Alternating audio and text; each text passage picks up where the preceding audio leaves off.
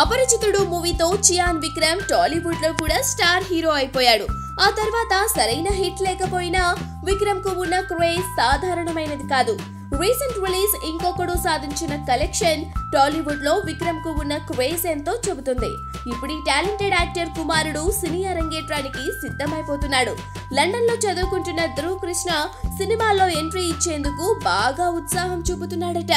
ఇప్పటికే ఓ good night Charlie పేరుతో ఓ short film కూడా చేసిన ఇతగాడు ఆన్లైన్ జనాలకు పరిచయం అయిపోయాడు. ఆ మూవీ ఇచ్చిన జోష్ తో సిల్వర్ స్క్రీన్ పై ధ్రువ సత్తా చాటబోతున్నాడని అంటున్నారు.